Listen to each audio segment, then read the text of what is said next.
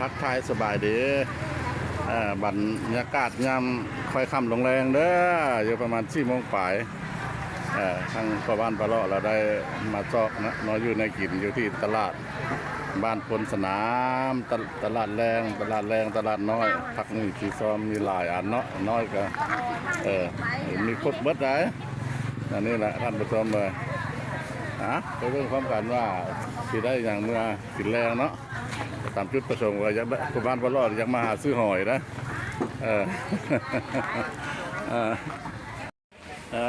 แต่มีมักขี้หอยท่านผู้ชมเอ้ยที่ปูปลากะมีอยู่บุอึดเนาะพักนี่ซีซอมแต่ผู้บ้านพะเลาะเนี่ยมักนั้นมักแกงหอยแกงหอย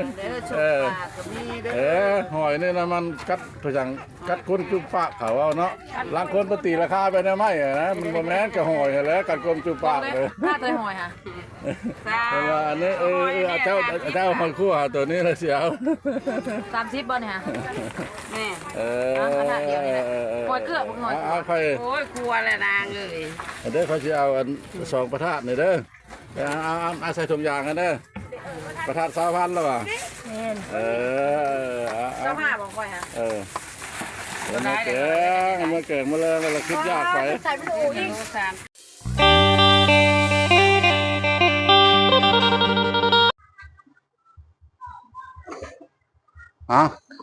มาเบิ่งพอมันพาเลาะที่แกงหอยเด้อ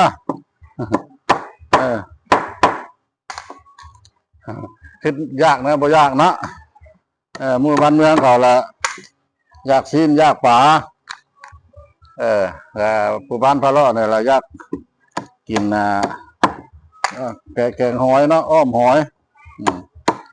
ยก็ไปซื้อผู้บ้านพาเลาะเนี่ยเราไปซื้ออยู่ตลาดน้อยนั้นตลาดน้อยพลสนามผู้บ้านพาเลาะและเฮ็ดแล้วมากินน้ำเดียวเด้อ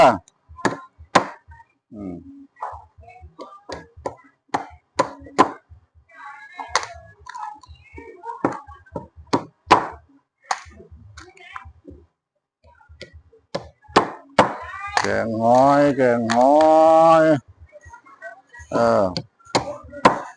ครอบครัวกะเพิ่นบ่อยู่เนาะเพิ่นไปเวียกเพิ่นเราก็เลยเฮ็ดเอง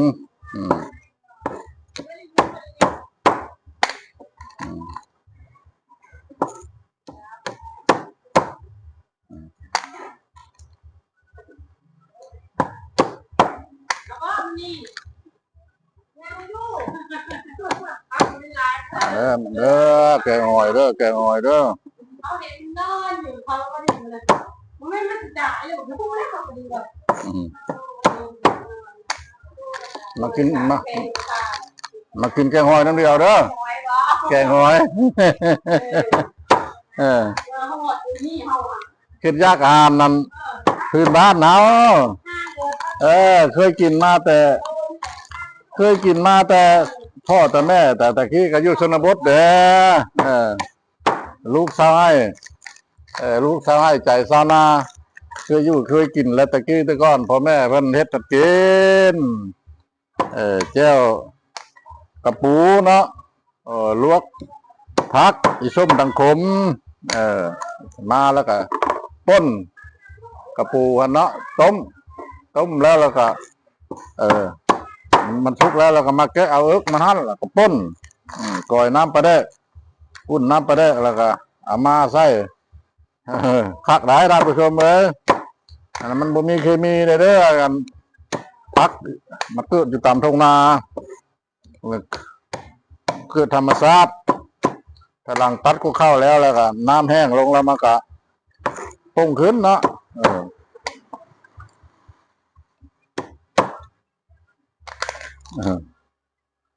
มาติดตามเรื่องผู้บ้านพะเลาะเด้อตัดคนหอยนี่ก็ระวังเยอะนะยันมันพาถึงมือหอยน้อยน้อยเนาะหอยน้อยมวยใหญ่ เส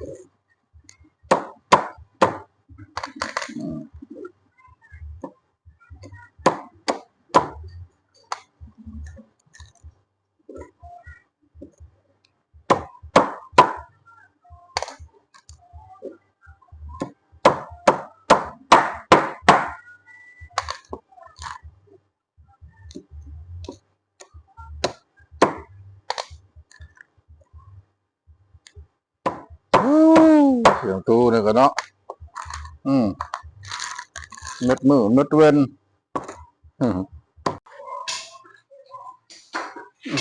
โอ้ตำแจ้วหวานนะอันนี้มักเพชรดิบทานผสมเลยแกงหอยเราต้องใส่มักเพชรดิบเนาะใส่มักเพชรอื่นก็บ่แซ่บต้องใส่สีเป็นเพชรมันต้องแซ่บ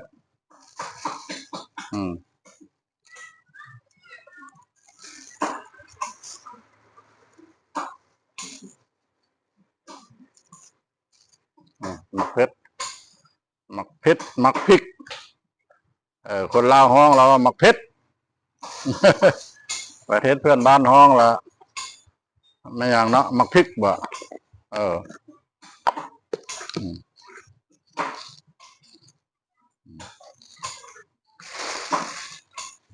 ใส่ละบ่วงมาก็เลยน้ำบ่วงฮะอ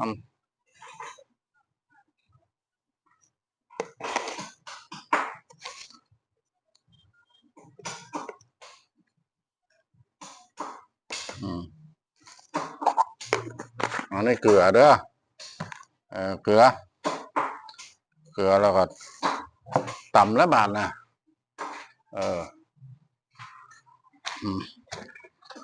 เดี๋ยวก็ใส่ข้าวม่าได้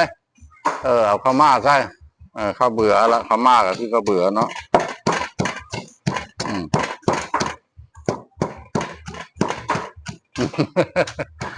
สิแซ่บบ่เด้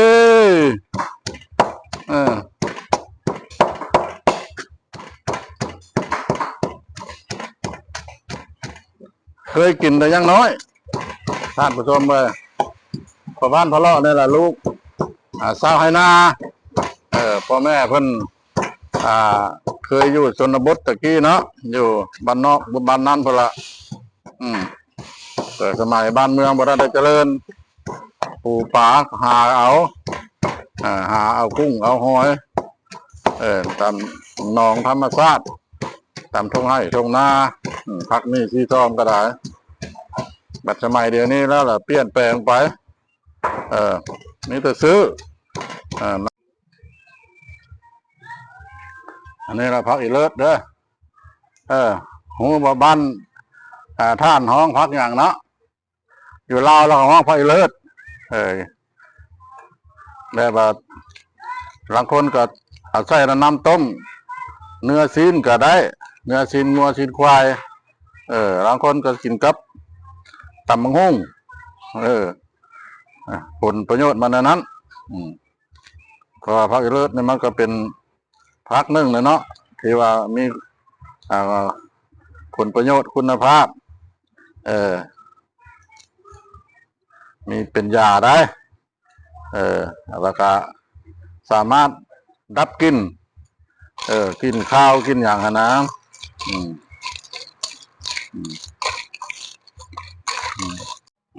คนก้อนท่านผู้ชมเอ้ยพดแล้วคนก้อนเครื่องปรุงก็มีผักอีเลิศหัวชีไข่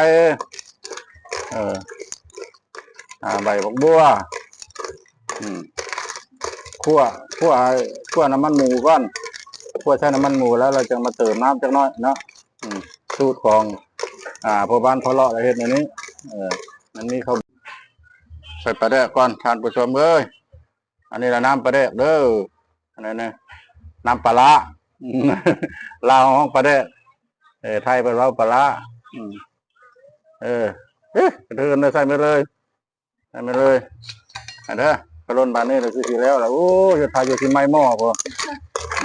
ทายที่ไม้หม้อแล้วไปที่ไม้หม้อละ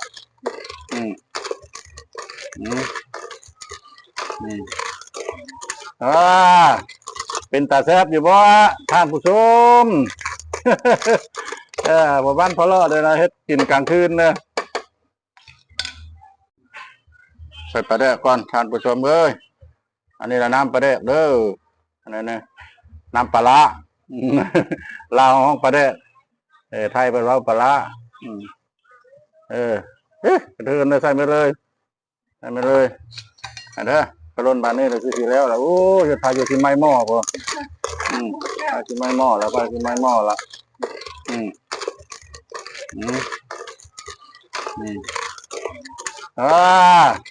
เป็นตาแซ่บอยู่บ่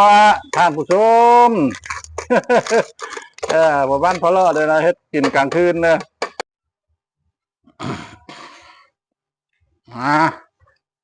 กินข้าวน้ำเดียวเด้อแกงหอยกัดก้นจูบปากไม่ยังท่านผู้ชมกัดก้นจูบปากแกงหอยพอบ้านพะเลาะมักอะไรได้มักแกงหอย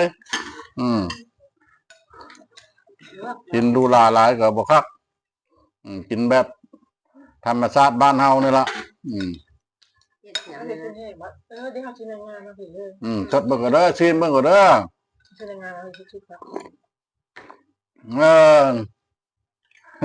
สุดยอดเลยเป็นไรแซ่บอ่ะแซ่บไปยังให้เขาเฮ็ดเลยแล้วเนาะจำเป็นเนาะไม่ให้กิฟเลยก็ให้กินเลยแหละ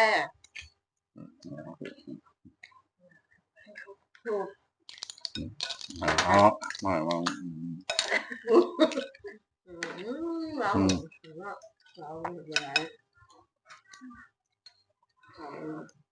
เด้อนี่แล้วว่ากัดก้นจูปาก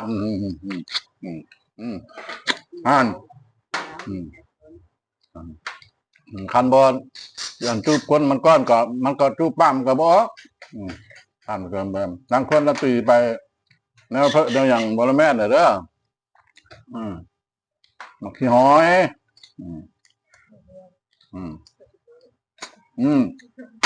โอ้แซ่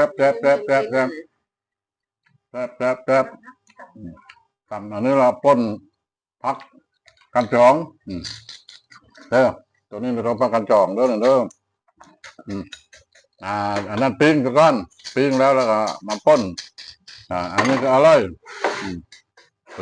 แบบอันนี้วะอันนี้ละตอนเที่ยงเลยเราลวกซีนจำแก้วอันนี้เราเครื่องปรุงมันแก่นนะคือเก่งนะเครื่องปรุงมัน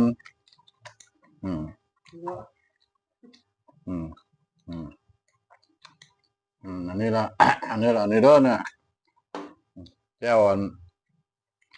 ผักกาดจองมาปิ้งแล้วเราป่นก็คือเรียกกับข้าวป่นยอดบุญยอดหวายละแบบนั้นละไปหาป่นยอดบุญยอดหวายละ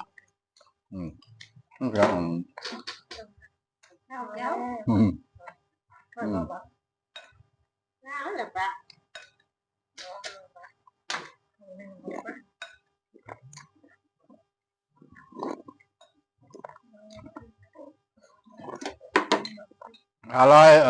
ยแซ่บหลายมาเด้อนั่งกินข้าวแรกน้ำพอบ้านพะเลาะเด้อ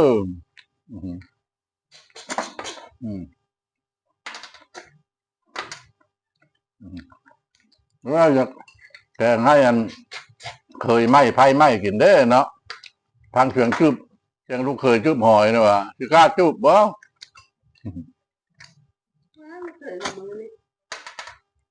เคยคุณคือมือนี่เนาะบุเรืออีกนะนั่งกันค่ะท่านบุรีก็จะคว้ามาหัวพระเท่า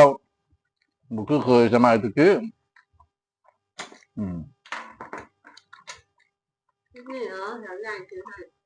ดักเท้าดักเท้าต้อนมากันละอาย